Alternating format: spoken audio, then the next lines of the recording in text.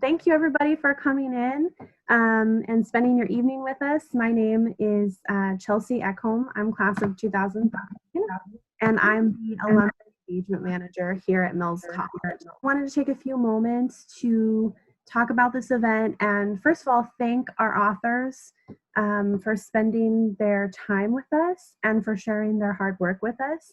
We're really excited about it.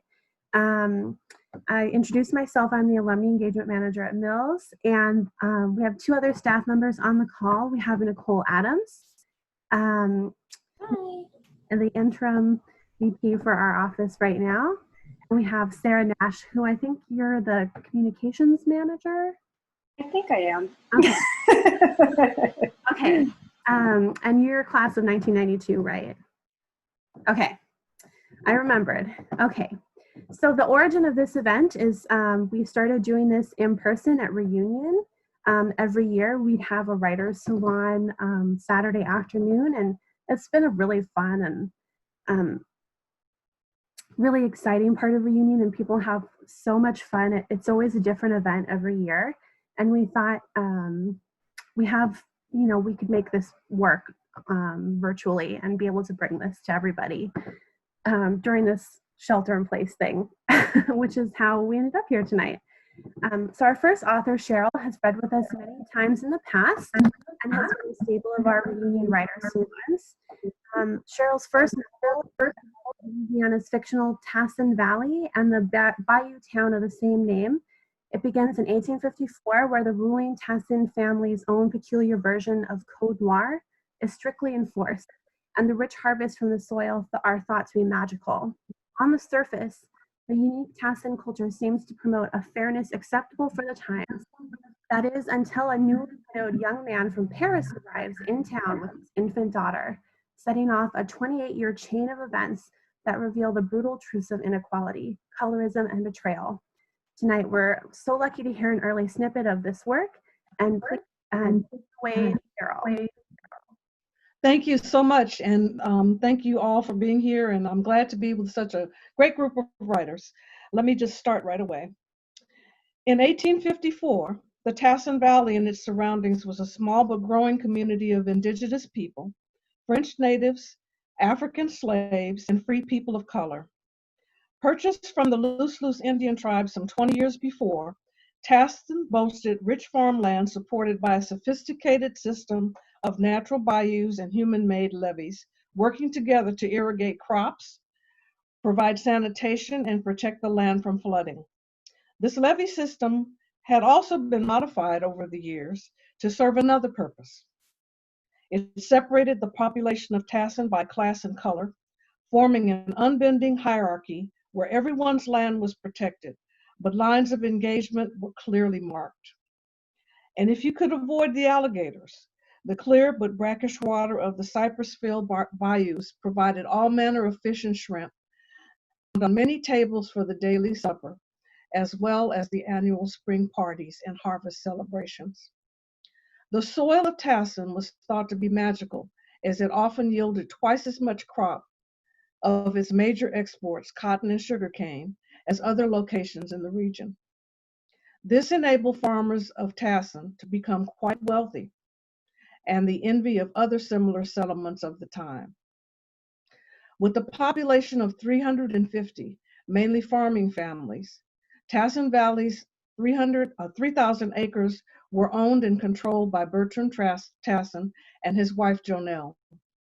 Because of the richness of the central Louisiana Valley soil and the plentiful and clean waters of the Loose River, the town had prospered quickly. The town had a fairly well-off and educated Creole population who were free to live their lives as they chose. There was a strict and understood separation between them and the white French settlers. The Loose Indian tribe remained in the area as a thriving and independent part of the Tassin community, living and farming on land they had not sold to settlers.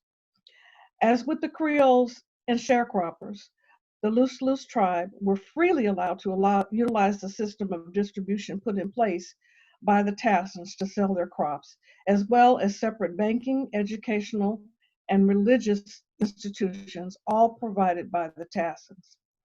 This arrangement not only made the Tassans appear to be fair and kept the peace, it also provided them with unshakable and total control of all assets of the region. When the boats went downriver to carry the harvest for export, it was the Tassans and their people who alone performed the inspections to see how much each group in town had and offered opportunities for skimming and more control to assure things, at least economically, did not change. Both sinister and cordial, these practices made for strange relationships between cultures that laid down a surface of kindness in order to propel the required daily activities of life in this small, isolated farming community, while maintaining a relentless foundation of color and culture division that had not existed before the arrival of the French. As if putting a lie to its French origins, the French language was not spoken in public and rarely in private in Tassin.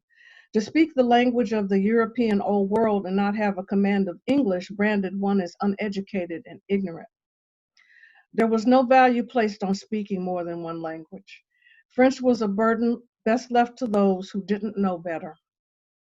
Every now and then, a French word would slip out of the mouth of a French settler or a Creole and be met with a look of rebuke from anyone within earshot.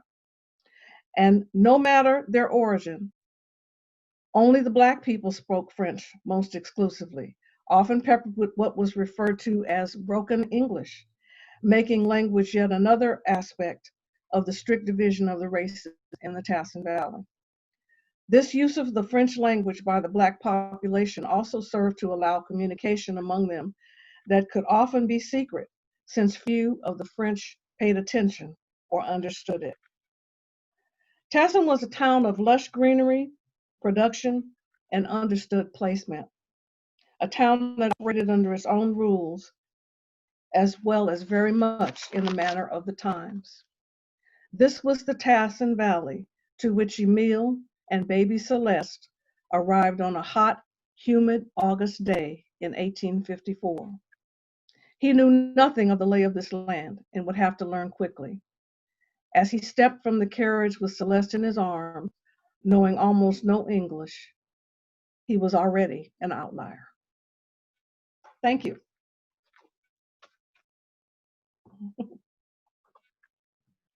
That was so great. Thank you so much, Sheryl. You still have a little bit of time left. Do you, is there anything else, any other short snippets you want to add? No, not really. I'm in the middle of writing this. Actually, it's in format production right now. So I just really wanted to introduce it. And I don't know if you all can see the cover is behind me. I guess I just moved in front of it. Now I'm away from it. Anyway, you can see a piece of the cover. But I'm hopefully I'll have it done by the late summer or early fall. And it'll be out there. Perfect. Okay, well, when it gets published, definitely let us know so that we can put a copy on the library and people can check it out and like enjoy it. And I sure will. Yeah, I already have a couple of books in the library. That's very nice of Mills to do that for me. So we are ready to, I guess, move on to questions. If you want to take it away, Nicole. Yeah, and please, everyone, do submit your questions in the chat. I'll be keeping an eye on it. And I love seeing the comments too, so please do share those as well. A question for you, Sheryl, is, what is your inspiration for the story? This is from my colleague, Sarah Nash. Thank you, Sarah. I remember you, Sarah. My inspiration is really my family, stories from the family, my Creole father, my Texas bred mother, conglomeration of all the characters I have encountered along the way who had their origins in either Louisiana or in the South. And just putting them all together into a story to tell people or just have a perspective on how things were back then and how they influence the way things are today. And what is the title? I may have missed it as well. Did you share the title with us? The title is Betrayal on the Bayou. One betrayal after another, another and another. And a couple more questions. Carol Wolf asks, where can I sign up for notification when the book is out? And another similar question, where can we buy your books? I am reachable at www.SherylJBize-Boutte. It's SherylJBize-Boutte.com. And you can write me there, and I will make a list of the people who have asked for copies, and I'll make sure I contact you and get it to you. Also, I do sell on Amazon, and I do sell individually, as well as Goodreads and all of those kinds of places. So you'll be able to find it there once it hits the market. Excellent. And Sheryl, will you put your website in the chat so folks can copy it out if they'd like? And then just one more question from Sarah Breed. She asks, is it historical fiction? Yes, it is. Most definitely. Oh, sorry, trying to unmute myself. I have one more good question for you if we have time. Chelsea, do we have time? Yeah. Okay, from Raquel Baker. Why have you chosen the novel form to engage with how the past continues to influence us today? Because novel and fiction is really the only way I feel comfortable about writing about family lore, because as a wise person once said to me, once you write dialogue about something that happened in the past, you're already writing fiction. So you might as well stick with that. No one can remember, or if I wasn't there in 1854, so I don't know what they really talked about, but I can imagine what might have been said among people. And also I have some backup in terms of having some real information from people who lived it and were able to tell me the stories. And so that combination means that I am writing a novel. It's novel form. And it also gives me the freedom to go where I want to go as a writer. Author number 2, our next author this evening will be Lisa from the class of 1989. She'll bring to us this evening her skill and experience in journalism, having earned her MFA in creative writing at Mills, and has spent subsequent years working in the magazine industry, has won several literary awards. She'll be reading to us a short fiction piece that is set in the near future. Lisa, take it away. Okay, thank you, Chelsea. So I want to thank the organizers and all my fellow readers and everyone attending this event. As Chelsea mentioned, this is from a short fiction that's set in the near future. This is the opening. When my widowed father was the age I am now, he married a woman the age I was then. The difference of 33 years didn't bother his friends, though some objected to his haste, claiming that he had but transferred my mother's funeral flowers to his bride's bouquet. But when my father and his new wife moved to a ranch home and began filling it with children, I didn't begrudge him. He had been 2 parents to me during my mother's long illness, making breakfast, trimming my hair, teaching me how to balance a bank account. I was glad to see him finally cackle like a teenager. Also, both my father and his second wife had come from large families and saw the marriage as a chance to replicate their original tallies. And replicate they did. In 8 years, I attended 4 baby showers and a succession of christenings and birthday parties. While other family females had their kids, my lack of dependence rendered me conspicuously available. Each invitation came with an underlined postscript urging me to hang out beforehand, decoration committee, or stay for the after party, cleanup team. While inflating helium balloons during a baby shower, I was naive enough to quietly confide in my father's wife that I had recently suffered a miscarriage. Shocked, she said, I exhibited none of the outward manifestations, social frigidity, simmering hostility, even a strange personal scent, for which my ilk was known. Regrettably, her voice grew higher and louder, causing her personal condolences to be joined by those of several other uterus owners, inspired no doubt by the day's play, clay, diaper games, and nipple-shaped cupcakes. The term spinster aunt had made a comeback, and I knew better than to admit that at 27, I was not devastated by the absence of a baby. My silence was interpreted as unspeakable grief and met with numerous platitudes, each implying that a certainty that babies arrived to those who did right, and that doing right meant delivering babies. Over the years, as the babies became children, word circulated that I was surprisingly good with them. My father's family understood this to mean that the honor of extricating cake frosting from hair and refereeing rambunctious games of zombie fetus, dead souls returning to haunt, might boost my fertility.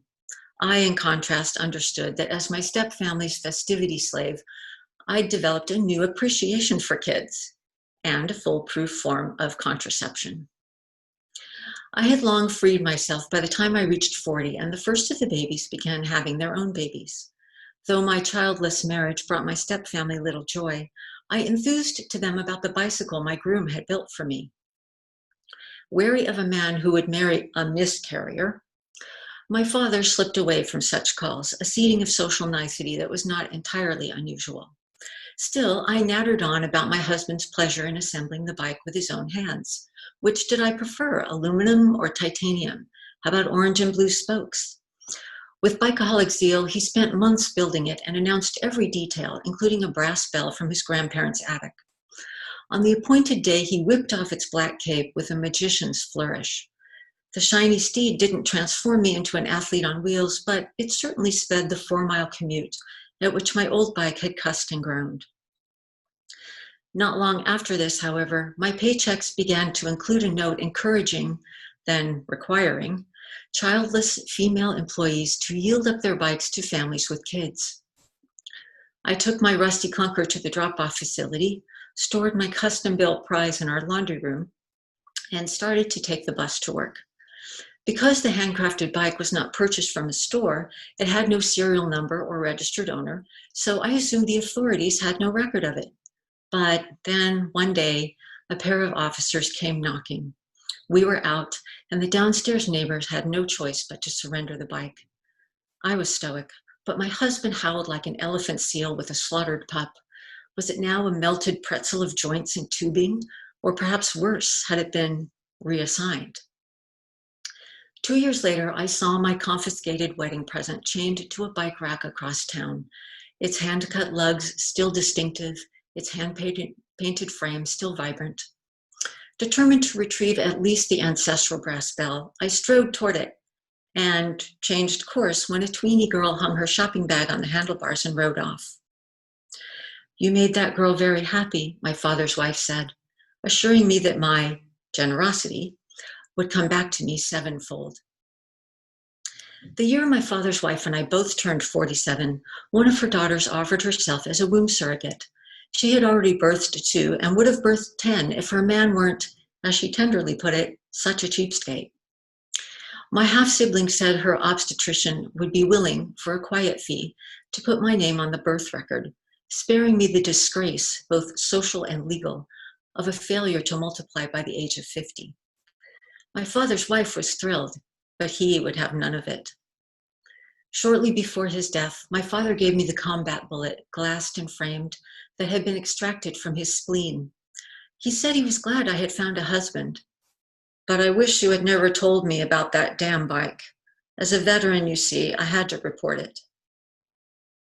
Thank you.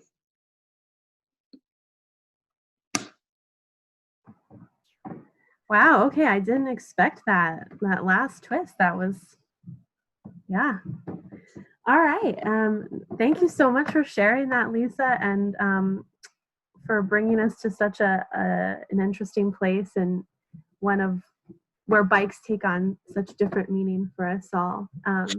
Nicole, if you are ready to move forward with our questions. Yes, so I don't see any questions yet from the audience, so do please add your questions to the group chat if you have them. Of course, just a good standard question, Lisa, is just, what inspires you, and, what inspired the story? Well, I'm kind of a person who has my nightmares while I'm awake during the day. So that was kind of part of it. But I also see a lot of divisiveness in our society about a lot of things, of course, but when it comes to the decision to have children or not. And I also see that there's lots of controversial legislation that gives a fetus the same legal status as the woman who's carrying the pregnancy. So you add to that, a miscarriage is a death. So if I put all of those things together, I come up with kind of a nightmarish society like the one I've written about. Thank you. Oh, let's see. We've got some questions coming in. Let's see here. From Sarah Breed, why did you choose the near future as the setting? Well, the aforementioned nightmare response still applies. I guess I see it as it's a worst case scenario. I don't know if it could come true. But another thing I read about was the idea that the human womb is viable long after the body can conceive pregnancy. And this kind of struck me as sort of interesting in a way of the idea of stretching the period of time in which a baby can be gestated, I'll say. So it's a weird little factoid, but every once in a while you read about someone who's 54 and having a baby. So that seems kind of near future to me. And it tends to it sort of goes with some of the ideas I'm working with. Thank you. A question from Dorian. How did you choose to balance the humor and the weighty subjects of the piece? There are lots of great comments here about the humor in your story. Well, I have to say that probably one of the greatest compliments I ever received from a writing buddy was that she told me my work is a kind of combination of dismal and funny. And I really can't tell you why. I think I'm just wired that way. Okay, great. Let me see. I think we'll have time for one more question. Okay, great. Let's see. Oh, there's so many good ones here. I'm not sure who this is from, but how much research do you do for your writing? What's your process, I guess? Yeah. That is a really fascinating question. So, for example, this scene has a lot in it about a bike. I haven't ridden a bike in probably, numerous decades. So I had to research to make sure that that was right. Another thing I did in terms of research, so when Margaret Atwood wrote The Handmaid's Tale, she created a little game for herself that she wouldn't write anything in The Handmaid's Tale that hasn't actually happened somewhere, sometime. So with that as kind of a guiding light, I have researched some things. For example, what about the possibility of someone who has a miscarriage becoming liable for prosecution? Would her conduct be suddenly evaluated? And if we are in a society that insists that people are reproducing regardless of their circumstances or their wishes, then I guess this is sort of my theme. How bad could that get? So I have researched in that regard.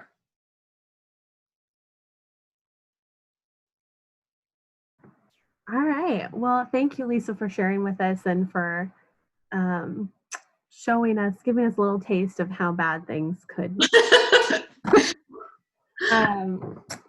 Everyone's doing great. I haven't had to use my 1 minute sweatshirt at all yet. So we're trekking along. And yeah, please, if you feel obliged, hand clapping Yay, hand clapping signal is always great to put up on your screen for our authors to see.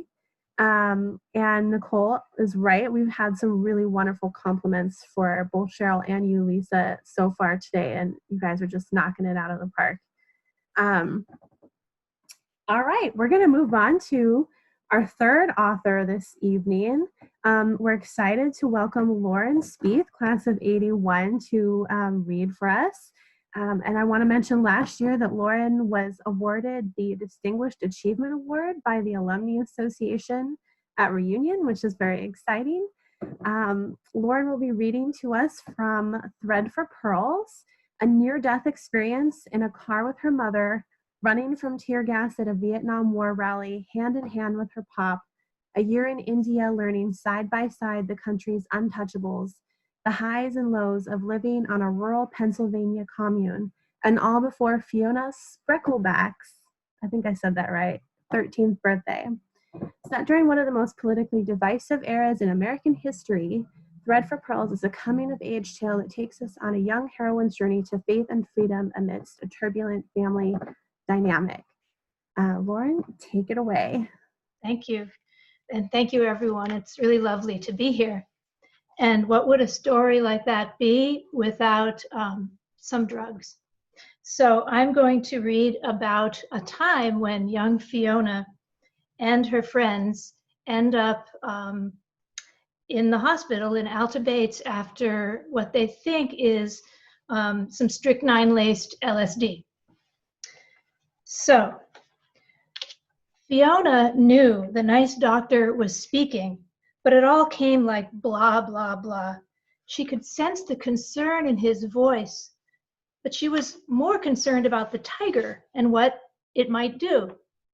It was like a Japanese origami tiger, just 2 dimensions of folded translucent paper, but alive and moving on the ceiling.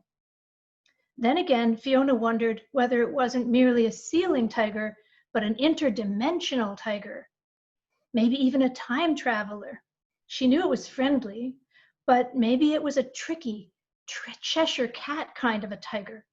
She wasn't at all sure it would make a good pet. She wondered what it might enjoy eating. Where do I buy invisible food, Fiona wondered, and how do I find the invisible tiger food market? By following invisible signs? As she watched the tiger chase its tail, a thought occurred. What about chocolate music? Would that be good for you, my tiger? She had no idea how to take care of a pet tiger, even a translucent one or an origami one. Dr. Stu started talking again.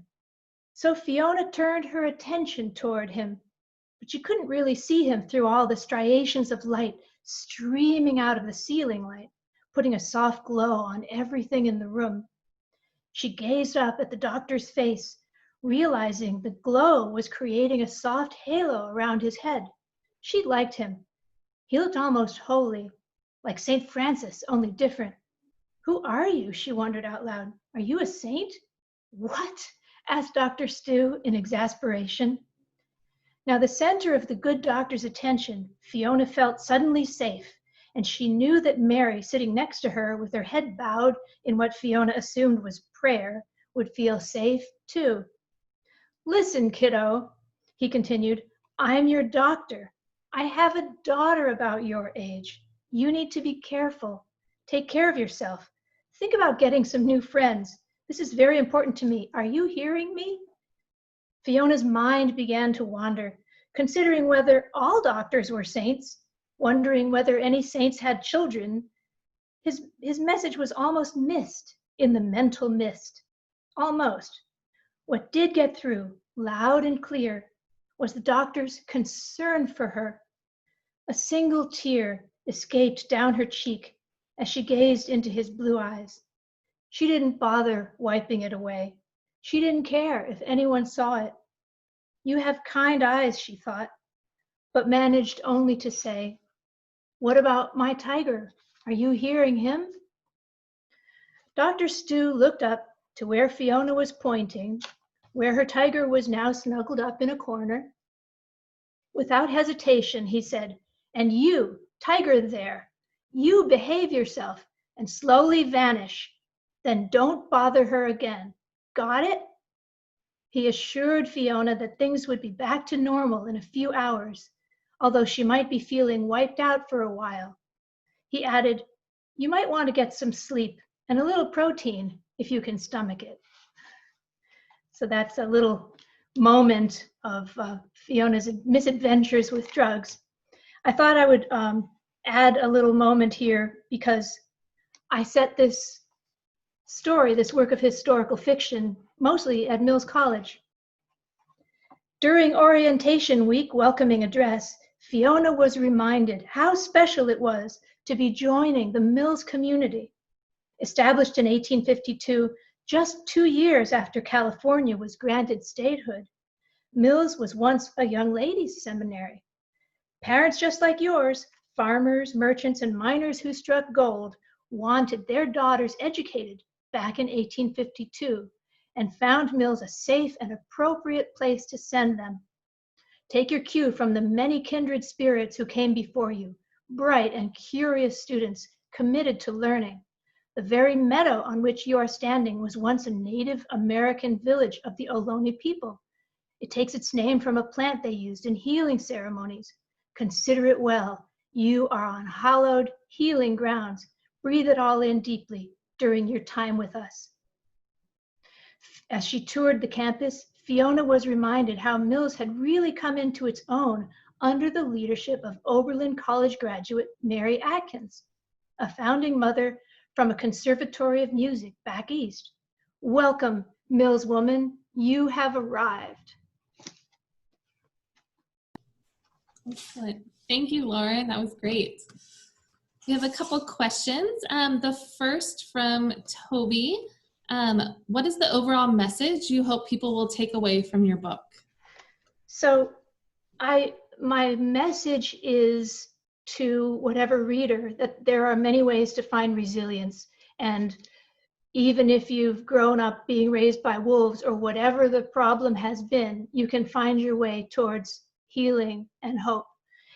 I wrote this book as a response after working with a lot of students and seeing thousands of student films, so many of them on suicide. And I thought to myself, what is it? Where did I get my own resilience? And so then I decided to write. Students these days feel like the world is just now on fire for the first time. Well, it was on fire when I was growing up too. And so I thought of writing. There's so many parallels. People were marching then, they're marching now, etc. Well, they're not marching right now, we're sheltering in place.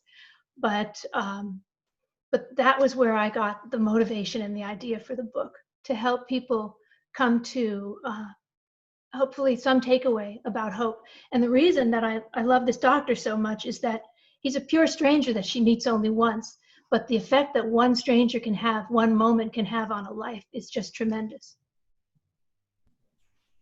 Another question, this one from Chelsea, my dear colleague in alumni relations. Where did you get the idea to place an invisible origami tiger in the room as opposed to another animal? Well, I couldn't possibly comment.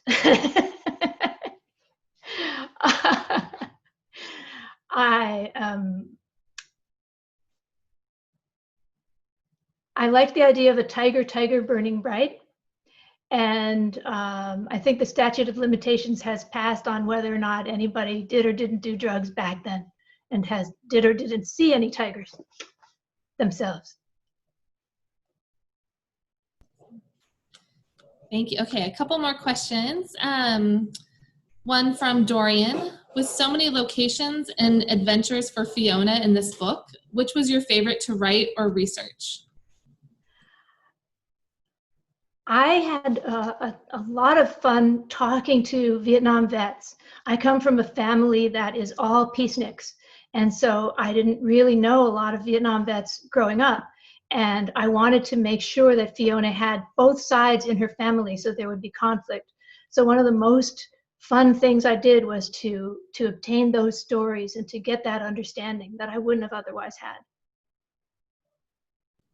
Thank you. All right. Okay. So yeah, no comment on the statute of limitations with Tigers.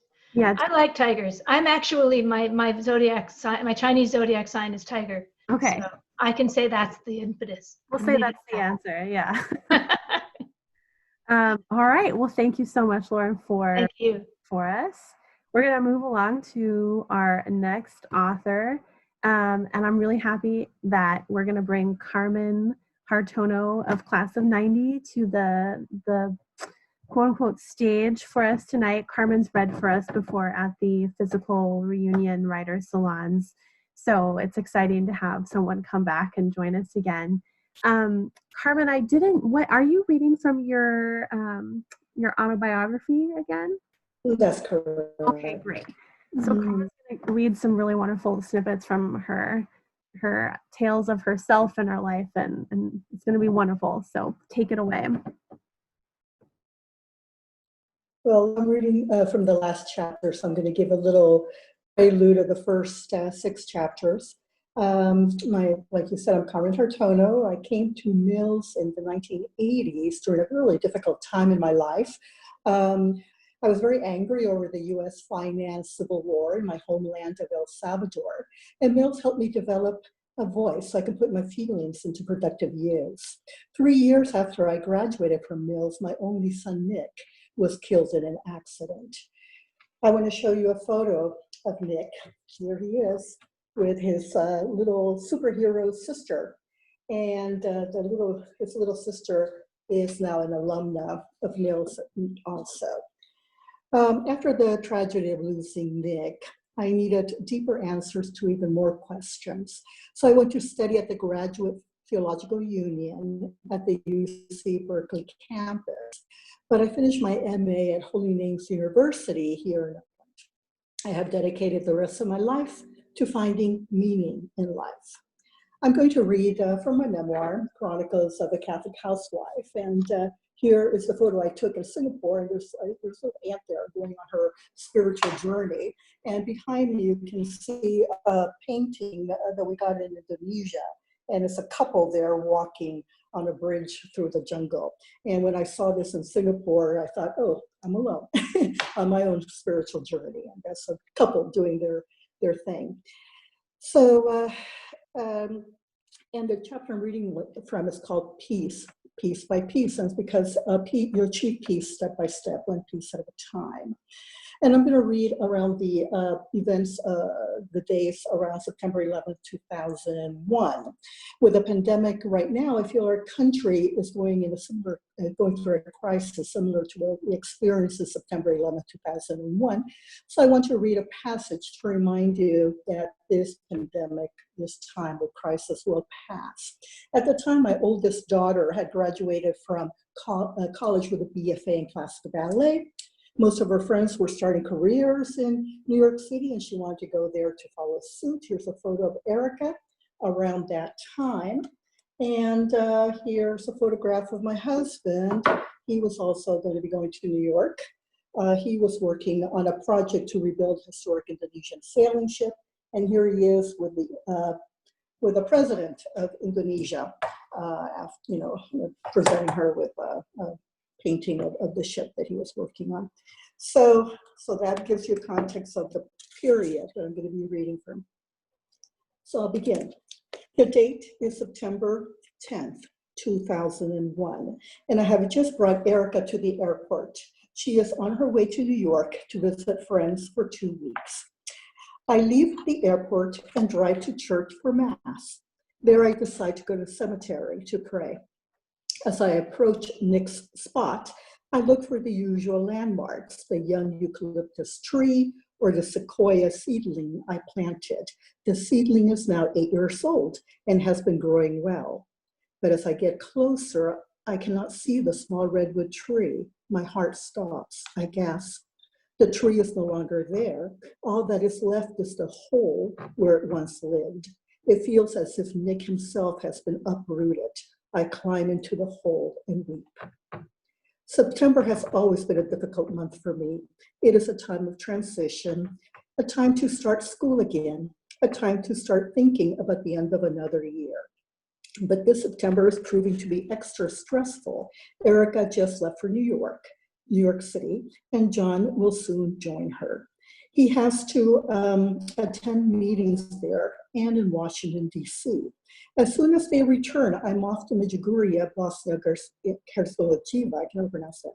To complicate matter further, I have been chosen to serve as a juror for a murder trial here in Alumnae.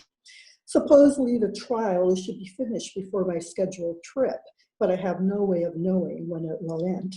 The next morning is Tuesday. John has already left for work when I get a phone call from Erica. "Mommy, I can't talk very long," she begins. "It took me a while to get through, and I have to clear the line so other people can use their phones." I keep quiet and listen. "I know how the media was with the earthquake and fire," she continues. "They're going to show you awful things, but I want you to know I am safe." I'm tempted to turn on the television, but instead I get ready for church. I start to think of how to inform others when the phone rings again. It is John. He sounds frantic. "I was listening to the radio and..." "Erica already called," I interrupt. She is safe. Before leaving the house, I record a new message on the phone machine. "You have reached the Hartono residence. Erica flew into New York last night, but she is safe. She called this morning and said she is all right." At Mass, we pray for the people in New York. I continue with my Tuesday routine of prayers to Our Lady of Perpetual Help, the exposition of the Blessed Sacrament, and the Rosary with the Legion of Mary, Queen of Peace. A meeting follows, but I excuse myself. I must go to the courthouse for jury duty. As I drive downtown, I get a sense of doom. People are leaving the area. The parking lot is almost empty. When I walk into the courthouse, I am told that all government offices closed until further notice. People walk somberly as if having witnessed terror. I turn on the radio and learn that the airplanes have also crashed into Washington, D.C. and Pennsylvania. I begin to worry about Erica. Later, I'm able to talk with her. "You can turn the TV off to get away from it, but I can't," she begins. "I see so many people walking somberly, their faces covered with..." I wanted to get away, and I saw a park with children playing. I thought, good, I'll go to the park. But as I got closer, I could hear a little boy saying, "I saw people falling out of the building." "God put you there for a reason," I tell my daughter. "I can sense their spirit," she continues. "They seem confused. They don't understand. I've been praying for them." "Keep praying," I advise her, while wishing I could just bring her home.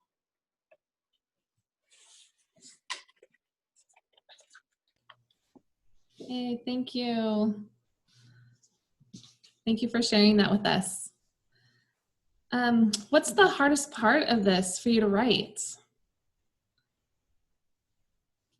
Well, the entire book, especially the part where, the heart of the book is chapter 4. It's 7 chapters, 3 lead up to Nick's death, and the last 3 is the healing of losing our son. And the first 3 chapters cover 20 years, and the last 3 chapters cover the other 20 years. It's a 40-year journey.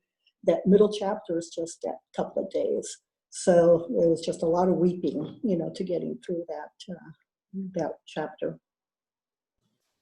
I can only imagine. So where do you like to write, Carmen? What's your favorite kind of environment to do this work in, especially as it does bring up so many emotions and memories for you? In bed, on my couch, on my yard. Mostly, I think, in bed, because I'll wake up, having had a dream or having lots of thoughts on my mind, and I either keep a computer or a notepad and write down what I'm feeling, at that point in time. What are you working on now? Do you have anything in the works? I've been thinking a lot, like I said, the way this book was, the middle was those days around the death of my son. I've been thinking about having the middle day be September 11th, 2001, and how our country healed from that in order to see how incredible the American people are, really, and how we do get through. Yeah, we're just amazing, and I'm really proud of our country. Thank you. Yeah, thank you so much for sharing that, Carmen, and for being so open with us. Sheryl really summed it up with her comment, and she wrote that you always show your heart and courage in your beautiful writing. So we appreciate that a lot. And so, side note, before we move on, I forgot, it was my fault, to post this link in the chat for everyone to look at. This is kind of a pep video for Lauren Speeth's book, Thread for Pearls. And if you're interested, please do check it out and see the little book trailer for her work as well. I should have posted that while she was reading, and I didn't. And also she's added her website as well, so that's perfect. All right, we're gonna move on after Carmen's fantastic reading there, and we're gonna move to Liz Gonzales, class of 1999, who's gonna take up our next spot. We're so glad to hear from her. Liz received her MFA from Mills, and tonight we're gonna be hearing an excerpt from a personal essay and her multi-genre book called Dancing in the Santa Winds. Please, Liz, take it away and have a great time. So I'm reading the beginning of a personal essay from my book, Dancing in the Santa Ana Winds. It's a multi-genre book, and then I'm going to read a new poem. The Drive. Mama used to take a shortcut to South San Bernardino when my little sister and I were kids. The first stretch was on Rialto Avenue, a lone road almost a mile long. It reminded me of the empty desert scenes in cowboy movies.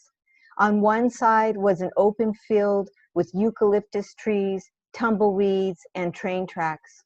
A few houses lined the other side, but we rarely saw anyone. There weren't many streetlights, so Mama never drove that route at night. At the end of the stretch was a steep hill. When Mama reached the edge, she put my dead daddy's white 61 Impala in neutral and let the car nosedive down to the bottom. My little sister and I slid forward on the red leather back seat, and our stomachs flew up into our ribs. "Faster, Mama, faster!" We shrieked long and loud like the Santa Fe whistle until we landed on the bottom at Rancho Avenue. Years later, I was almost 19 and drove my own car down Rialto Avenue, a brand new gold Toyota Celica with a moonroof. That summer, I gave my girlfriends rides to parties, jams at the park, Newport Beach, and the local mountains. We cranked up my stereo and blew pot smoke out the open moonroof. The Sun Telegram was running stories about a gang of cholos from San Bernardino who raced their lowriders up and down Rancho Avenue in Colton, the next town over, playing target practice with the gang that hung out at a corner taco stand. Mama told me I had to take the long way to Colton until things cooled down. But the long way added 10 minutes to my trip, and cops patrolled those streets. Cruising down Rialto Avenue, I could smoke a joint and blast my music. Shortly after sundown, one sweltering Friday night, I was heading to Colton to see a friend. I decided not to change my route for some pendejo cholos who were fighting a war without a cause. I floated a wish out the moonroof that the cholos weren't out, disobeyed Mama's orders, and hung a left onto the dark wild west of Rialto Avenue. As I steered into the right lane on the 2-lane road, a lifted white pickup truck swerved around my left side and into the barren oncoming traffic lane. Up until then, I didn't know anyone was behind me. The minicar hitched onto the back of the truck whipped like a stingray's tail, and almost hit me as the driver jolted in front of my car. Startled, I pulled onto the unpaved shoulder, chalking the air with dirt dust. The truck growled and took off. I figured that either I was driving too slow or maybe the driver had had too much to drink. Lifting my foot off the pedal, I let my speedometer drop so he could get far ahead of me. Instead, he pulled to the side of the road and stopped with the lights on. I kept my eyes on the 10 feet of headlight sprayed row in front of me in case he looked my way as I passed him. 100-pound, 5-foot teenage girl driving alone in the wide open might strike a drunk guy as easy prey, the same way a jackrabbit munching on some grass in a clearing looked to a coyote. Thinking I was safe, I turned the dial to KCAL and rocked out to Van Halen. Seconds later, the truck rammed into my back bumper. My head bobbed like a dashboard chihuahua. By reflex, I twisted the wheel to the left and veered into the empty oncoming car lane. The truck rammed into me again. And so if you want to find out what happens next, you'll have to get the book. So here's the poem I'm going to read. My backyard garden office. The camellias and bougainvillea came with the house, giving me a head start. First, we planted the nopal in honor of Grandma's cactus garden I saw only in a photograph. By the time I was born, she cooked with nopalitos from a jar. Next, a row of roses, dainty white, joyful nectarine, optimistic yellow, and fragrant lavender, a reminiscence of the roses that greeted us on the walkway to Grandma's front door. Then, a lemon and an orange tree to bring my San Bernardino Valley roots back to me. When the weather is right, I unfold the beach lounger beneath palm fronds and read. I write at the bistro table on the covered patio, surrounded by potted plants. Jade I cut from Grandma's yard decades ago, black zortkop, aloe vera, and ferns. Nearby, my tortie cat pounces on a grasshopper. A bee chases a monarch off golden milkweed blooms. And an Allen's hummingbird, that copper-orange flame perched on a power line, plummets to the purple velvet spikes on the Mexican sage. My writing process is like my gardening. Dead head to spark new buds, leave the leaves to nurture the soil, and weed with tools, not toxic spray. Dig deep enough to root and thrive. Harvest too early and some fruits won't ripen. Too late and they'll rot. Search for bird nests before trimming. I garden to find an image, figure out whether to discard or restore, and gain a new perspective.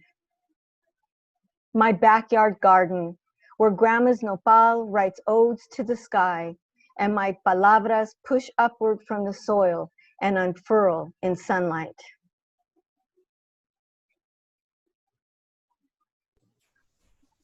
Thank you. Yay, applause. Thank you. I have another great question from Chelsea. She always asks such good questions. Do you find it easy to switch between prose and poetry? And do you feel those separate styles differently?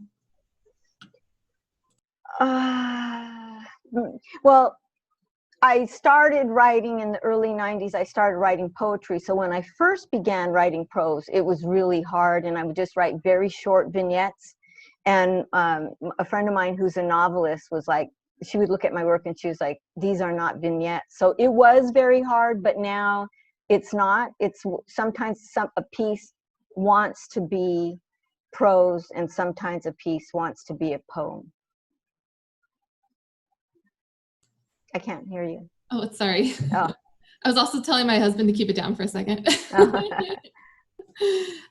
So a question from Stephanie. How do you navigate writing about your mom with your mom? She is in awe that you do that. Ah, well, my mother has given me permission to write about her, and she says I can write about whatever I want. And but there are things that I think are painful to her. She was a single mother of 4 daughters, and so I don't want to write anything that's going to be real painful. And she actually reads my work and gives me feedback as well. And so the only thing that ever happened was that I was writing about how women are ashamed of their body parts and they cover them up, or they do different things to camouflage them. And there was a poem in this poem. It was about one of the things was women and their arms. And my mother said, "Oh, I shouldn't even tell you guys this, but don't share this with anybody." But she said, "Oh, great! So when I'm at one of your readings, everybody's going to look at me, thinking you're talking about me." And I said, "No, that's Mom. It's everybody. Like, it's women in general. Not all women, but I'm talking about women in general. This isn't about you." So, yeah. I'm lucky. I have one more question for you. We still have time. From Eileen, how did your work at Mills influence your writing? Marilyn Chin came and visited Hannah Block's poetry class, and she said that we shouldn't limit ourselves, that when we were there for the MFA program, that we should experiment and do what, try different, because at Mills at that time, I don't know if you still can, but you could take classes in different genres.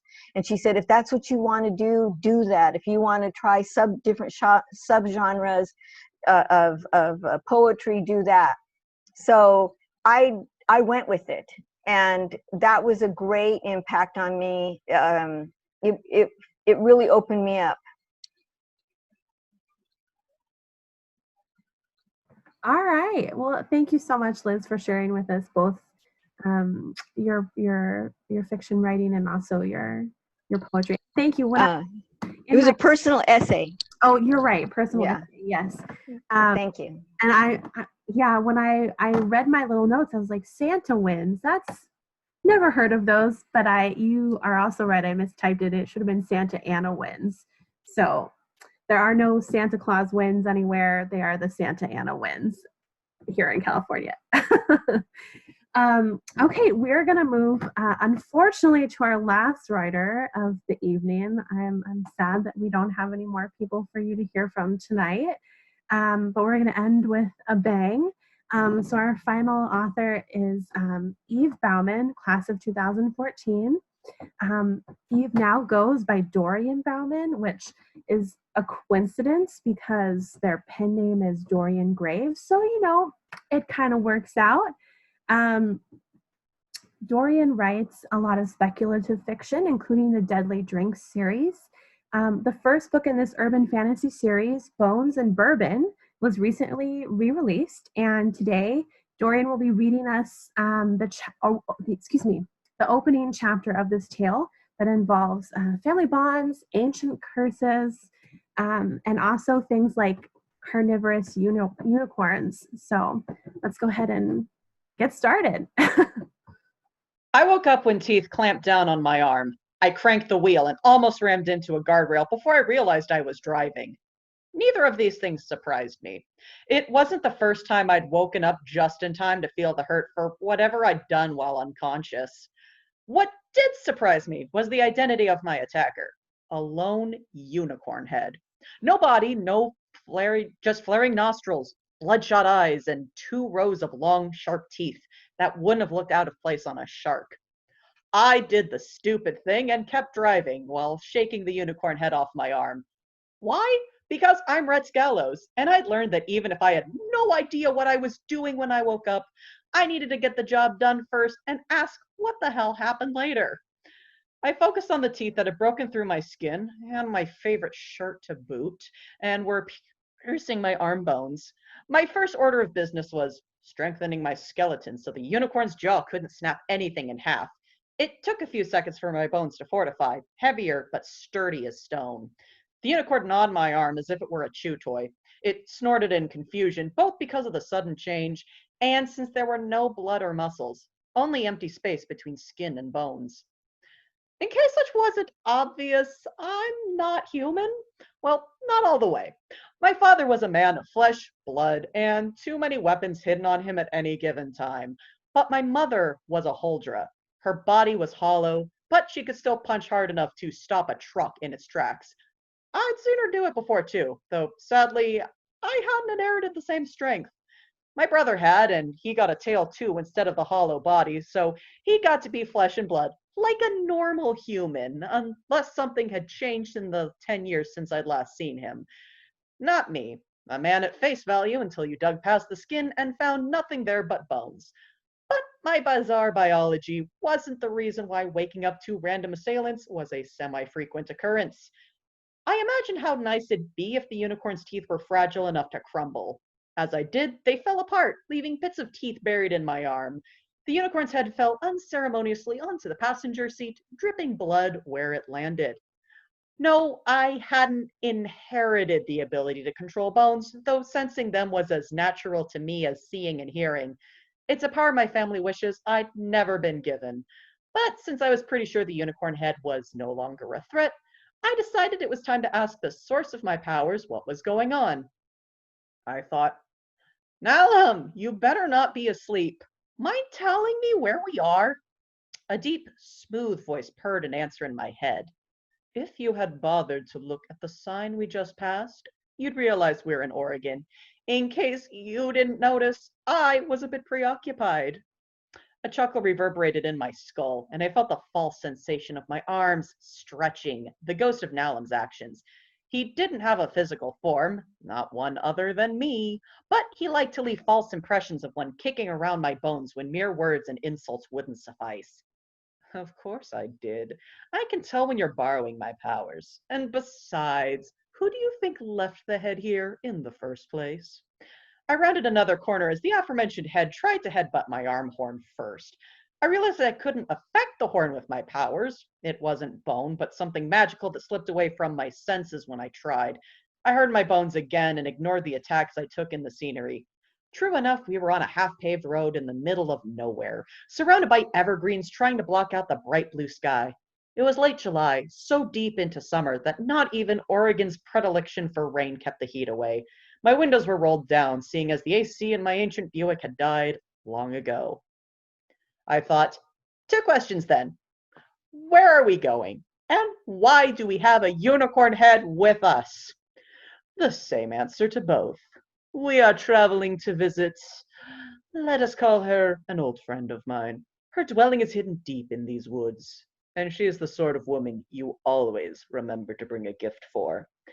I didn't understand what kind of gift a unicorn head was, but Nalum had strange ideas involving etiquette, at least when it was or wasn't appropriate to warp someone's skeleton. I'll be honest, I had no real idea what Nalum was. He had powers over bones, claimed to be old enough that he'd witnessed the rise and fall of Babylon, and my family hated him for more than just his tendency to take my body out on dangerous joyrides. He'd been with me for as long as I could remember, yelling at me to shut up when I cried, reluctantly calming me down when I wouldn't stop crying, and giving me advice with varying degrees of dubious morality. He was like an imaginary friend that settled for a never-ending sleepover in my head, except he wasn't made up. Imaginary things didn't take over bodies or twist skeletons on a whim, which brings us back to the unicorn head. It seemed to have realized my bones wouldn't break. While I now sported some holes in my skin, the wounds were already knitting themselves back together with Huldra inherited speed. The head snorted and launched itself from the passenger seat with a whinny that'd make a shrieking banshee proud. The horn was aimed straight for my eye, so I ducked. The unicorn head sailed over me and out the window, leaving a trail of blood in its wake as it hit the road and rolled away. Even as I sped up, I strained my powers to feel for the unicorn's bones. There was a subtle static from the skeletons of the still living birds and rodents flitting around the woods, and the oddly comforting presence of bones lost to the undergrowth or strewn along the side of the road. However, the unicorn head rolled to a stop and tried to right itself, snapping its broken teeth. There was no way for me to affect it from such a distance. I could only change the bones of the living if I had direct contact with the body, though I didn't have that limit with dead bones, which only made me wonder how the unicorn kept moving without a body. I mean, I didn't need a heart or other organs to survive, but didn't unicorns? Actually, the horns are what keep them alive. So long as the horn is attached to the head, a unicorn could be in 1,000 pieces and still strive to hunt you down. Nellum sighed and leaned back against my skull, false impressions in my body being his main form of self-expression when I was in control. At least I'm fairly certain he didn't have a tiny body trotting around in my head, but unlike a unicorn, I would die if I popped off my head and cracked it open to check. The horns are also a powerful purifying agent, which might have come in use if you weren't such a coward. But we do not have the time to turn back, and luckily for you, I brought a backup gift in case this exact scenario occurred. Translation, that had been a test in disguise, and I'd flunked. I tried to push the thought out of my mind and focus on what a nice day it was, but my curiosity got the better of me, so I pulled my senses away from my surroundings before the static of the living gave me a headache, and checked the rest of the car to figure out what Nallum's idea of a backup gift might be.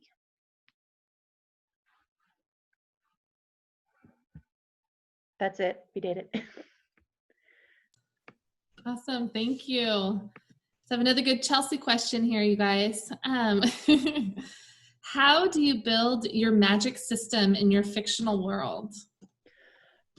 For this one, a lot of it started with researching what supernatural creatures could do in the lore, what I wanted to include in this modern day adaptation, and then what sounded fun.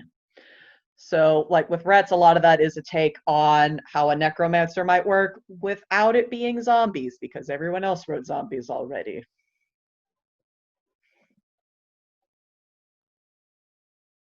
You're muted. Sorry. Thank you. What inspires you and what helps you, think about what you're going to write next? I find inspiration in a lot of things. A lot of it is music, especially Blue Oyster Cult. If you read the books, you will notice a lot of Blue Oyster Cult song references in there. I also pick up a lot of inspiration from weird folk tales and reading about odd creatures. I find something in a book or a movie and go, what if you made like a whole book about this one little bit right here? It really depends. Great. So question from Bridget, class of 2016. When you say lore, what kind do you mean? Honestly, it depends on what I'm investigating. So for certain stories, it'll be more what's commonly seen in fairy tales. Others will be how do we commonly view for this one, it's how we commonly view a lot of supernatural creatures, and then what might be lesser known but can still be shared. On the other end of the spectrum, I'll research creatures and sometimes I will see that they are tied to very specific cultures or religions, and I will go, okay, don't touch that. I don't have the knowledge or background to write that. We're going to not include that and pivot over here, as opposed to other things like Huldra, which are European or Germanic, which is me, so I can write that. Excellent. I think one more question here from Michelle. Is it difficult to create the trappings of a magical world? You definitely have to play with the suspension of disbelief, and you have to balance that enough so people can suspend their disbelief and go, okay, yeah, I can imagine that. That'll make some sense, but then not include so many specific realistic details that they go, actually, a bone wouldn't do that. It would do this and this and this, or what have you.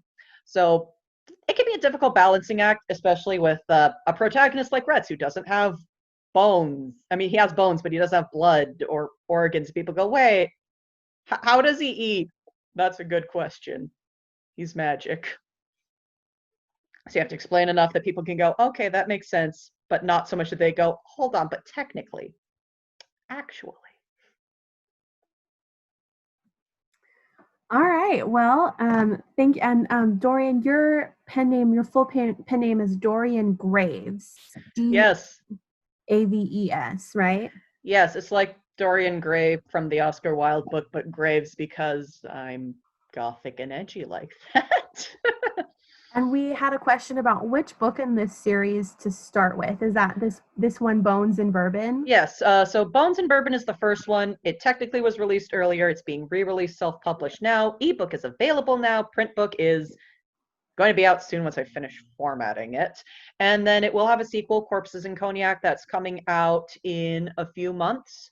There is also on DorianGraves.com, which is my website. There's a bit of free fiction on there, so if you want another demo of if you might like the books or not, there's a free short story called On the Rocks that takes place between the two books, but doesn't require knowledge of either to read it. So if you want another demo to make sure it's appropriate for you, you can check that out. Okay, perfect. Well, first, everyone, I want to thank you all for taking this moment to be here with us, and I want to give a huge thank you to all of our authors, Sheryl, Lisa, Lauren, Carmen, Liz, and Dorian. Thank you so much. All of us are clapping for you behind our respective screens, and we really appreciate the time and effort that you put into your writing and the time and effort you took to share with us tonight. I also want to thank my Cole and Sarah for joining us this evening and helping out. It's been great to have them along for the ride.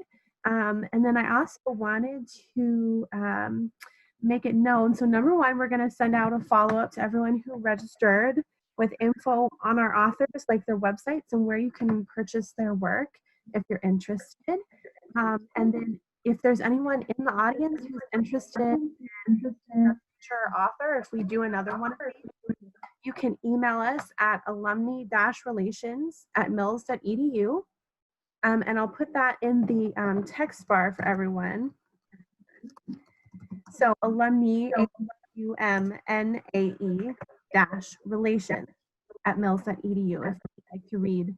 I can't promise we'll do another one, but this has been great. So there's a real good shot, and we'd love to have you. If you have any other questions for us about anything, you can also email us at that web address. And I just wanted to thank you all for being here and to have a wonderful evening. I wish that all for all of you.